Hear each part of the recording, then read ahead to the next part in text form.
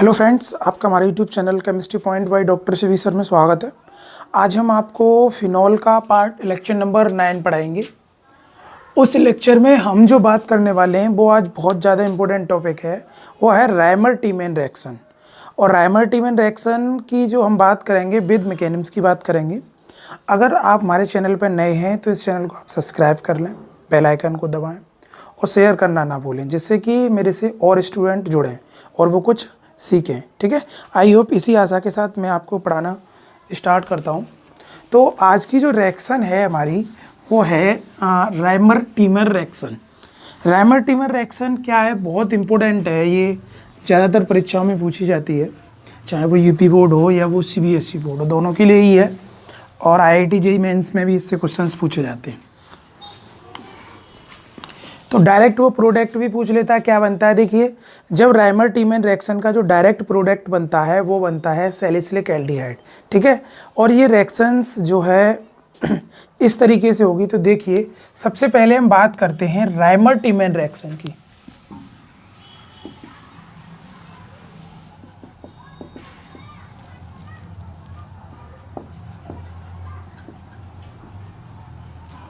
रायमर-टीमैन reaction, रायमर-टीमैन अभिक्रिया। तो देखिए, रायमर-टीमैन रिएक्शन की कंडीशन क्या है। मैं सबसे पहले फर्स्ट कंडीशन को बताऊंगा। अगर ये डायरेक्ट रिएक्शन होती है तो ये इस तरीके से पॉसिबल है, दैट इज इसे बोलते हैं हम फिनॉल। ये क्या है, फिनॉल है और ये NaOH की प्रेजेंस होगी और क्लोरोफॉर्म, इसे बोलते हैं क्लोरोफॉर्म। फर्स्ट टाइम इसके साथ रिएक्शन होगी और सेकंड टाइम इसका एसिडिफिकेशन कराएंगे। या तो H+ लिख रहा होगा या H2। तो डायरेक्ट जो प्रोडक्ट बनेगा हमारा, वो डायरेक्ट जो प्रोडक्ट बनेगा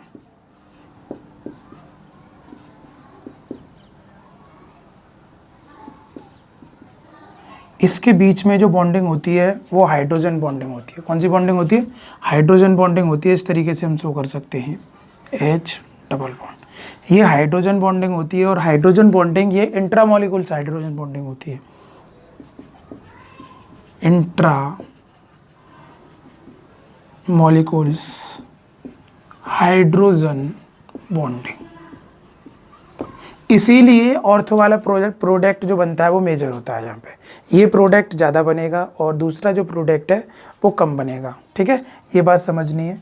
फर्स्ट टाइम क्या होगा, फिनॉल का हम NaOH की प्रेजेंस और क्लोरोफॉर्म के साथ रिएक्ट कराएंगे और सेकंड टाइम ये H+ और H2 के साथ रिएक्शन कराएंगे तो यहाँ सैलिसिलिक एल्डिहाइड बन जाएगा। इसे बोलते हैं हम सैलिसिलिक एल्डिहाइड। क्या बोलते हैं? सैलिसिलिक एल्डिहाइड, इसे बोलते हैं हम सैलिसिलिक एल्डिहाइड। तो यहाँ जो कंपाउंड बन के तैयार हुआ वो सैलिसिलिक एल्डिहाइड कंपाउंड बन जाएगा। ये डायरेक्ट रिएक्शन है, इसको डायरेक्ट समझने की कोशिश करो। इसको हम ऐसे ना लिख के हम इसको ऐसे लिख सकते हैं, और तो डायरेक्ट आप ये लिख सकते हो इसे OH और ये CH, that is salicylic aldehyde. अब जो NCERT में जो रिएक्शन लिखी हुई है, NCERT में किस तरीके से ये रिएक्शन लिखी हुई है उस चीज़ को समझेंगे आप। अब NCERT में इस तरीके से ये रिटन है OH, ठीक है, ये फिनॉल है। अब NaOH + Ca CHCl3 इसके साथ रिएक्शन कराएंगे तो ये पहले फिनॉक्साइड कंपाउंड बनेगा। यहाँ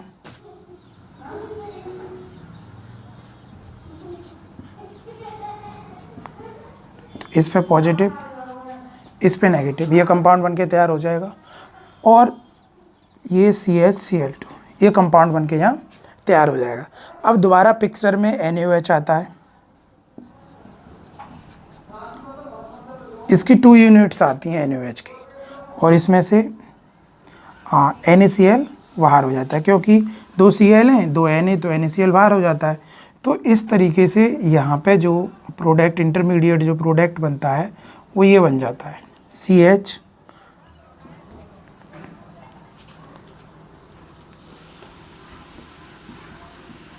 और ये ONa।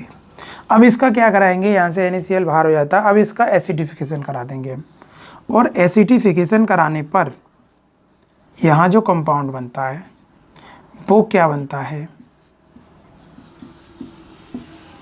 ये फिनोल फॉर्म में आ गया, ये बन गया सैलिसिलिक एल्डिहाइड। ये जो कंपाउंड बना ये क्या बन गया, सैलिसिलिक एल्डिहाइड, सैलिसिलिक एल्डिहाइड, ये कंपाउंड बन के यहाँ तैयार हो जाता है। इस तरीके से एनसीईआरटी में फॉलो है ये। अब इसकी हम मैकेनिम्स की बात करते हैं कि इसकी जो मैकेनिम्स है वो किस तरीके से पॉसिबल है इसकी, ठीक है। तो इस बात को हमें बहुत अच्छे से समझना है। तो इसमें से अब देखिए क्या क्या है। सबसे पहले क्या करेंगे हम NaOH प्लस CaCl2 के साथ, और सेकेंड टाइम हम किसके साथ, इसका एसिडिफिकेशन यानी इसको अम्लीय माध्यम में रिएक्शन कराएंगे H प्लस से। तो यहाँ सैलिसिलिक एल्डिहाइड और इसके बीच में जो बॉन्डिंग होती है वो इंट्रामॉलिक्यूलर हाइड्रोजन बॉन्डिंग होती है। कौन सी होती है, इंट्रामॉलिक्यूलर हाइड्रोजन बॉन्डिंग। ये बात आपको समझ में आ गई होगी। अब मैं इसकी मैकेनिम्स की बात करूँगा, इसका आप स्क्रीनशॉट ले लो। अब मैं इसकी मैकेनिम्स की बात करता हूँ कि ये पॉसिबल कैसे हुई। तो देखिएगा, तो हम इसकी मैकेनिम्स की बात करते हैं।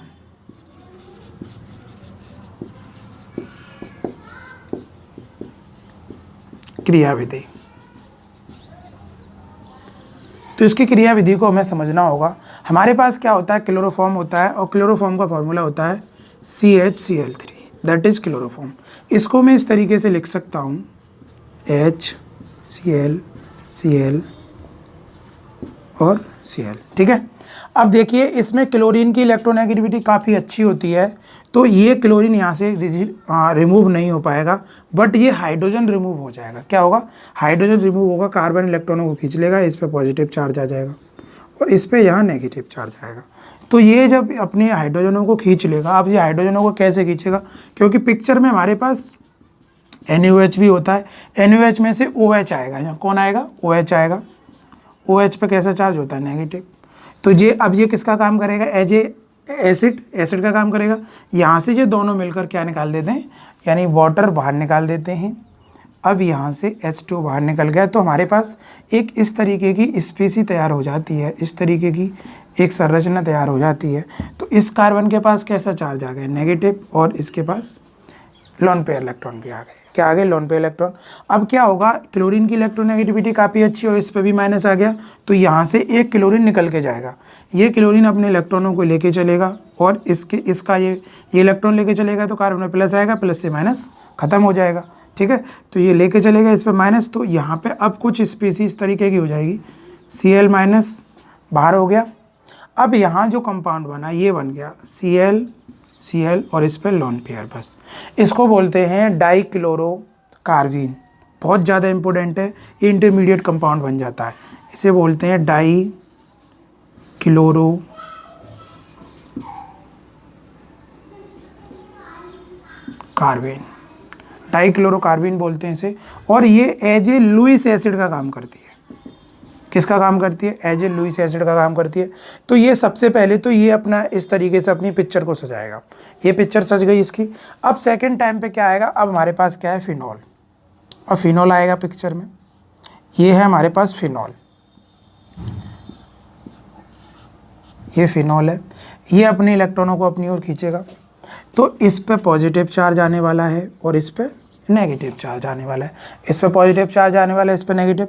अब हमारे पास NaOH तो था ही, तो ये OH यहाँ अपनी पिक्चर सजाएगा। तो H और OH क्या बनाएगा, वाटर, यहाँ से वाटर निकल के बाहर हो जाएगा। और ये OH कहाँ से आया भाई, ये OH जो है ये NaOH से आया। कहाँ से आया, NaOH से आया। किससे आया, NaOH से आया। NaOH को देखो ब्रेक करोगे तो Na प्लस और OH माइनस में ब्रेक होता है। ओके, आई होप ये बात आपको समझ में आ रही होगी।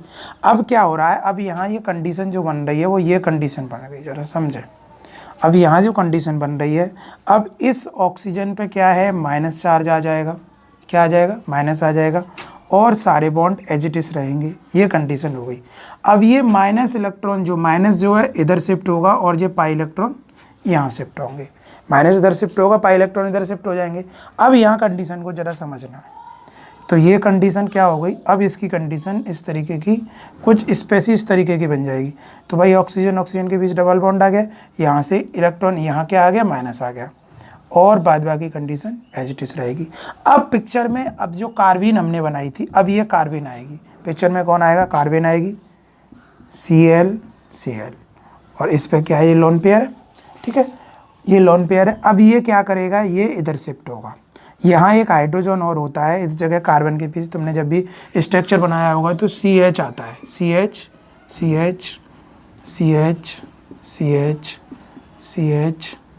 और CH इस तरीके से, और फिर इस पर डबल बॉन्ड से इसकी स्ट्रक्चर को कंप्लीट करते हो बेंजीन की, ठीक है। तो अब ये इलेक्ट्रॉन इधर शिफ्ट होंगे, ये क्या करेगा, अपने इलेक्ट्रॉनों को इधर शिफ्ट करेगा। तो अब कंडीशन क्या होने वाली है, इसको जरा समझेंगे। अब कंडीशन इसकी ये हो जाएगी, जरा समझें, अच्छे से समझना। तो ये डबल बॉन्ड रहेगा आपका, बिल्कुल एज इट इज रहेगा।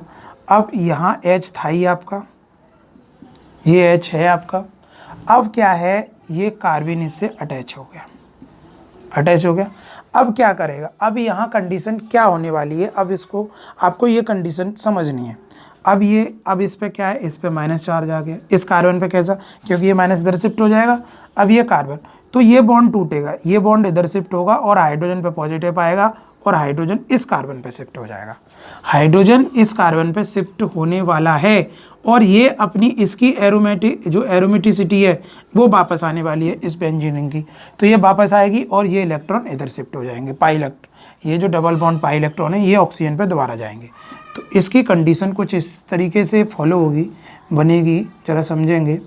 तो ये क्या हो गया, CHCl। अब ये एरोमेटिसिटी इसकी वापस आ गई, और ऑक्सीजन पे क्या आ गया, माइनस आ गया। अब ऑक्सीजन पे माइनस आ गया, अब पिक्चर में कौन आएगा, दोबारा OH आएगा, क्या आएगा, NaOH आएंगी 2 यूनिट, क्योंकि ये क्लोरीन है। अब यहाँ 2 यूनिट्स NaOH आएगा। अब NaOH आएगा तो इसमें से Na और Cl क्या निकल जाएगा, NaCl बाहर हो जाएगा, 2 यूनिट NaCl बाहर हो जाएगा। अब कंडीशन कुछ इस तरीके की बन गई हमारी। अब इसकी जो स्ट्रक्चर बनने के लिए जा रही है, CHOH OH और इस ऑक्सीजन पे माइनस, ठीक है, ये कंडीशन हो गई। ये अपनी एरोमेटिसिटी वापस लेके आ गया। अब क्या है, अब देखिए, जब भी किसी एक कार्बन पे 2 OH ग्रुप होते हैं तो ये अनस्टेबल कंपाउंड होता है। कैसा होता है, अनस्टेबल कंपाउंड, ये अनस्टेबल कंपाउंड होता है। अब ये अनस्टेबल कंपाउंड है, अब यहाँ क्या होने वाला है वो ही समझेंगे। तो यहाँ क्या होगा, इसमें से इसका डिहाइड्रेशन करा देंगे, तो इसमें से वाटर रिमूव हो जाएगा। डिहाइड्रेशन होने के बाद में ये एल्डिहाइड में कन्वर्ट हो जाएगा, तो ये CH double bond O, that is aldehyde में कन्वर्ट हो गया ये, और इस पे अभी नेगेटिव ही है। अब क्या होगा, इसका कराएंगे हम एसिडिफिकेशन। क्या कराएंगे साथियों, इसका H+H2 में क्या करा देंगे, एसिडिफिकेशन करा देंगे, और ये अपना किस में कन्वर्ट हो जाएगा, ये तुम्हारा यहाँ OH आ जाएगा और यहाँ एल्डिहाइड क्या बन गया, सैलिसिलिक एल्डिहाइड। ये इसकी मैकेनिज्म है पूरी, इस रिएक्शन की जो मैकेनिज्म है वो ये है, और यहाँ बन के सैलिसिलिक एल्डिहाइड कंप्लीट हो गया। ये क्या बन गया, salicylic aldehyde. Salicylic aldehyde compound बनके तैयार हो गया। आई होप ये पूरी बात आपको समझ में आ गई होगी। और इसको दोबारा समझने के लिए मैं दोबारा इसे बताऊंगा आपको, जरा मन।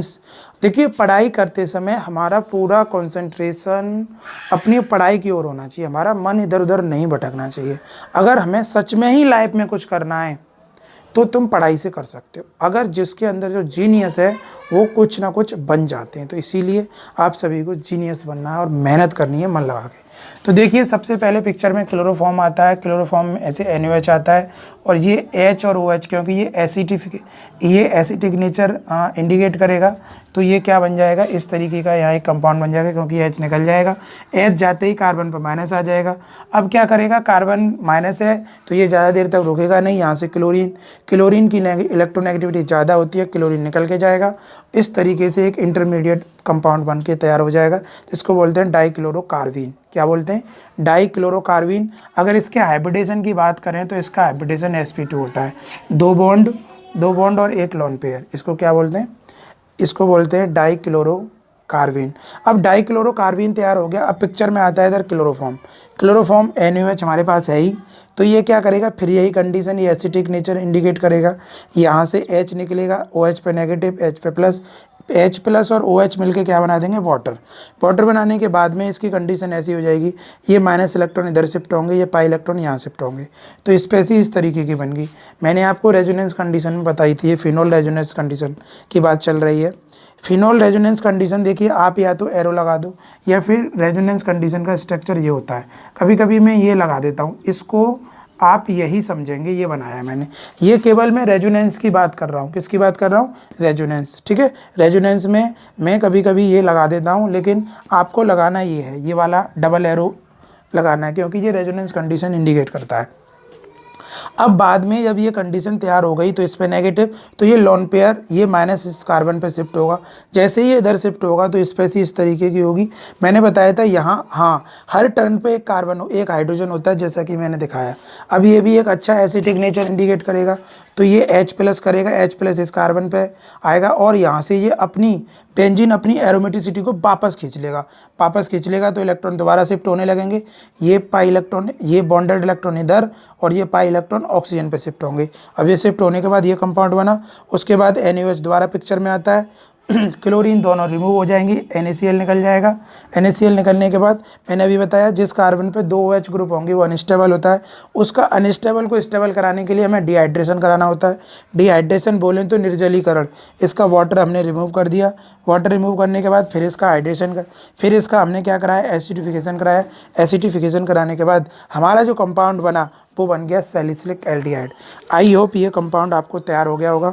अब इसके बाद बात करेंगे हम कॉल्बे रिएक्शन की, बहुत ज़्यादा इंपॉर्टेंट है कॉल्बे रिएक्शन। विद मैकेनिम्स के साथ बात करेंगे, बहुत रायमर-टीमन रिएक्शन भी बहुत इंपॉर्टेंट है, इसका स्क्रीनशॉट ले लो। अब मैं बताऊंगा आपको कॉल्बे रिएक्शन, या तो उसे कॉल्बे रिएक्शन बोलते हैं या कॉल्बे सिम्ट रिएक्शन बोलते हैं, ठीक है। तो देखिएगा,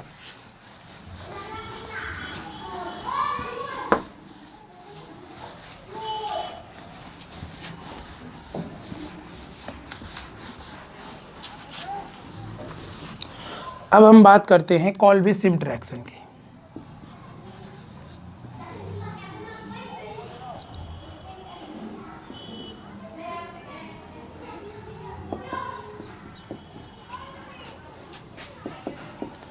या इसे कॉल्बे रिएक्शन कहते हैं।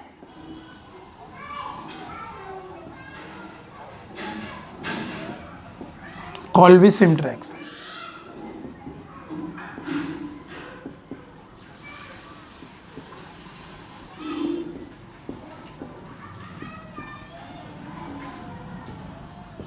ठीक है। हम बात करते हैं कॉल्बे सिम्ट रिएक्शन की, बहुत ज़्यादा इंपॉर्टेंट है, बिल्कुल रायमर-टीमन रिएक्शन की तरह ज़्यादा इंपॉर्टेंट है। तो इस कॉल्बे सिम्ट रिएक्शन में क्या होता है, आपको ये बात समझनी है। फर्स्ट टाइम हमारे पास फिनॉल होता है, क्या होता है, फिनॉल। ये हमारा फिनॉल, और पिक्चर में NaOH आता है। कौन आता है, NaOH आता है। अब तुमको दिख रहा होगा ये एसिटिक कैरेक्टर शो करने वाला है, तो इसमें से वाटर रिलीज हो जाएगा और यहाँ जो कंपाउंड बन के तैयार हुआ वो सोडियम फिनाऑक्साइड तैयार हो जाएगा। क्या हो जाएगा, सोडियम फिनाऑक्साइड, ये बन गया। अब सोडियम फिनाऑक्साइड का हमारे पास ये कंपाउंड बन के तैयार हो गया। अब हमारे पास कार्बन डाइऑक्साइड आएगा। अब इस कार्बन डाइऑक्साइड को इससे रिएक्ट कराएंगे। रिएक्ट कराने पर ये किस में चेंज हो जाएगा, कार्बोक्सिलिक एसिड में चेंज हो जाएगा।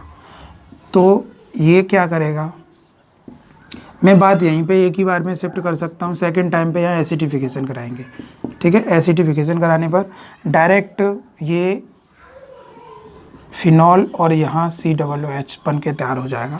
इस तरीके से ये कंपाउंड बन के यहाँ तैयार हो जाएगा। आई होप ये बात आपको समझ में आ गई होगी। सबसे पहले हम क्या कराएंगे, NaOH के साथ रिएक्शन कराएंगे। यहाँ क्या बन जाएगा, सोडियम फिनाऑक्साइड कंपाउंड बन जाएगा। फिर उसकी कार्बन डाइऑक्साइड के साथ रिएक्शन कराएंगे, क्या बन जाएगा, क्या बन जाएगा, ये कंपाउंड बन के तैयार हो जाएगा। इसको बोलते हैं सैलिसिलिक एसिड। क्या बोलते हैं, सैलिसिलिक एसिड।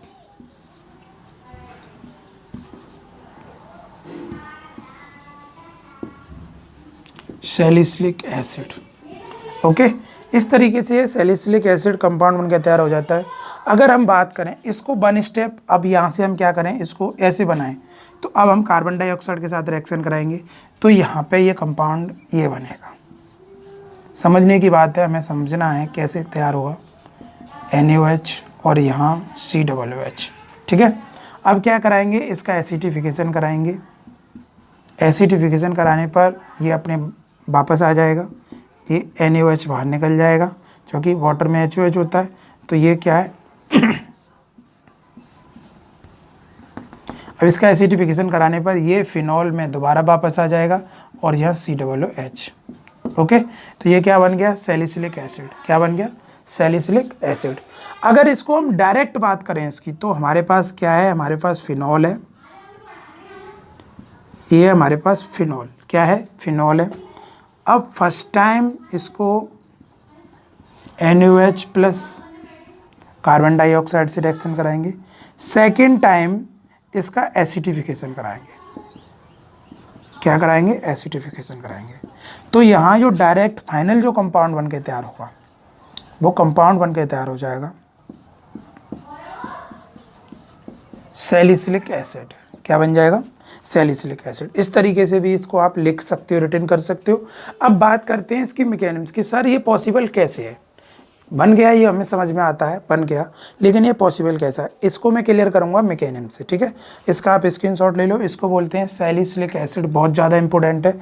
जब फिनॉल की कार्बन डाइऑक्साइड एंड बाद में उसका जलीयकरण कराने पर हमें क्या प्राप्त होता है, एसिडीकरण कराने पर तो हमें क्या प्राप्त होता है, सैलिसिलिक एसिड प्राप्त होता है। ओके, आई होप ये समझ में आता होगा आपके। अब मैं बात करूँगा इसकी मैकेनिज्म की, इसे मैं रेज करता हूँ। तो इसकी मैकेनिज्म को हमें समझना है कि ऐसे कैसे पॉसिबल कैसे हुआ। तो देखिए ज़रा समझिए, हमारे पास क्या है, हमारे पास फिनॉल है, मैकेनिज्म क्रियाविधि। अगर हम इसके क्रियाविधि की बात करें तो हमारे पास क्या है, फिनॉल है,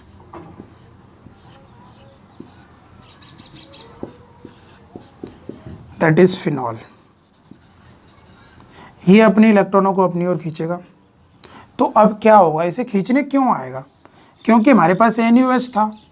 अब NaOH को अगर ब्रेक करोगे तो Na प्लस OH माइनस, तो यहाँ पिक्चर में कौन आएगा, OH माइनस आएगा।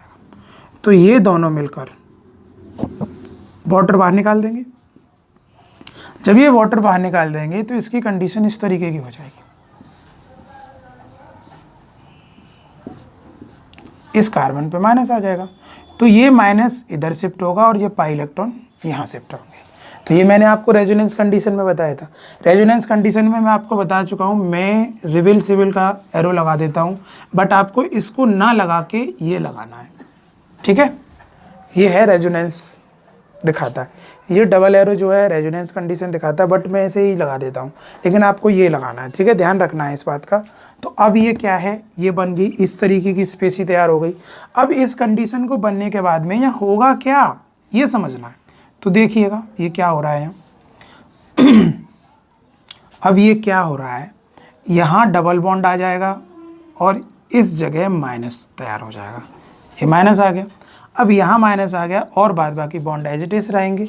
अब हमारे पास क्या है, कार्बन डाइऑक्साइड। तो कार्बन डाइऑक्साइड खुल के पिक्चर में आएगा, ये है। और कार्बन डाइऑक्साइड एक कैसा ऑक्साइड है, एसिटिक ऑक्साइड है। कैसा ऑक्साइड है, एसिटिक ऑक्साइड है। आपको याद होना चाहिए एसिटिक ऑक्साइड है। अब ये माइनस इस जगह शिफ्ट होगा इस कार्बन पे, तो यहाँ से ये एक बॉन्डेड इलेक्ट्रॉन ब्रेक होगा, तो ये अपने इलेक्ट्रॉनों को खींचेगा। आपको पहले ही बता चुका हूँ, यहाँ एक हाइड्रोजन होता है, यहाँ क्या होता है, हाइड्रोजन होता है। अब इसकी स्पीसी कंडीशन को समझेंगे आप। तो ये क्या होगा, माइनस इस जगह शिफ्ट होगा और ये जहाँ से एक बॉन्ड शिफ्ट होगा, तो इसकी कंडीशन कुछ इस तरीके की हो जाएगी, जरा समझेंगे। तो ये double bond, single bond C, क्योंकि ये बॉन्ड, जब बॉन्ड तो तभी पॉसिबल है जब एक बॉन्ड ब्रेक होगा। जब ये बॉन्ड ये इलेक्ट्रॉनों को अपनी ओर खींचेगा तो इस पर नेगेटिव चार्ज आएगा और इस पर पॉजिटिव आ जाएगा। पॉजिटिव को किसकी डिमांड होता है, नेगेटिव की, तो ये आपस में यहाँ जुड़ जाएगा। आई होप ये बात समझ में आ रही होगी आपके। ये बॉन्ड आ गया और इस ऑक्सीजन पे क्या आ गया, माइनस आ गया, इस ऑक्सीजन पे माइनस आ गया। अब यहाँ ऑलरेडी क्या है, यहाँ एक हाइड्रोजन अटैच है, इस जगह क्या है, हाइड्रोजन अटैच है। तो ये इलेक्ट्रॉन इस पे शिफ्ट होंगे और इस हाइड्रोजन पे पॉजिटिव चार्ज आ जाएगा और ये हाइड्रोजन इस जगह शिफ्ट हो जाएगा, तुरंत शिफ्ट होगा, देर नहीं लगाएगा ये। अब जब ये इलेक्ट्रॉन इधर शिफ्ट होंगे तो ये इलेक्ट्रॉन यहाँ शिफ्ट होंगे, सिंपल सी बात है।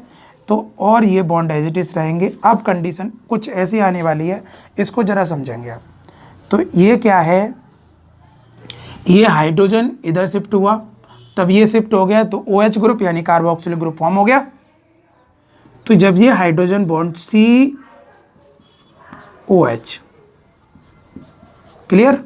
अब ये क्या है, इसकी एरोमेटिसिटी वापस आएगी क्योंकि ये बॉन्डेड इलेक्ट्रॉन इधर आ गए ना हाइड्रोजन वाले, और इस ऑक्सीजन पर माइनस आ गया, इस ऑक्सीजन पर माइनस आ गया। अब क्या करोगे, और बाद बाकी बॉन्ड एज इट इज। अब क्या कराओगे आप, एसिडिफिकेशन। एसिडिफिकेशन कराने पर H उस पर पहुंच जाएगा और यहाँ सैलिसिलिक एसिड तैयार हो जाएगा। That is mechanism of salicylic acid, इसे बोलते हैं सैलिसिलिक एसिड। ये यहाँ सैलिसिलिक एसिड बन के तैयार हो जाता है। आई होप ये पूरी मैकेनिज्म आपको समझ में आ गई होगी, और मैकेनिज्म को एक दो बार आप लिखकर जरूर बनाया करें। देखिए सभी रिएक्शनों की मैकेनिज्म हमारे लिए इम्पोर्टेंट नहीं है, इंटर में मैकेनिज्म नहीं आती, बट रिएक्शन को समझने के लिए हमें समझना बहुत ज़रूरी है। तो इसलिए, और ये मैकेनिज्म जो भी हैं वो 11th क्लास में GOC में आती हैं। किस में आती हैं, GOC। बहुत इंपॉर्टेंट टॉपिक है। GOC बच्चे पढ़ते नहीं हैं क्योंकि वो टॉपिक बहुत बड़ा है, अपने आप में बहुत बड़ा टॉपिक है। कुछ टॉपिक पढ़ लेते हैं, लेकिन हम GOC बनाएंगे और उसको आप देखिएगा जिससे कि GOC आपके क्लियर हो जाए। अभी GOC का लेक्चर 1-2 लेक्चर पड़े हुए हैं हमारे, ज़्यादा लेक्चर नहीं है। आई होप ये पूरी मैकेनिज्म आपको समझ में आ गई होगी। इसका स्क्रीनशॉट ले लो। अब नेक्स्ट पार्ट में हम मिलते हैं अब आपको लेक्चर नंबर नेक्स्ट वीडियो में। तब तक के लिए जय हिंद, जय भारत।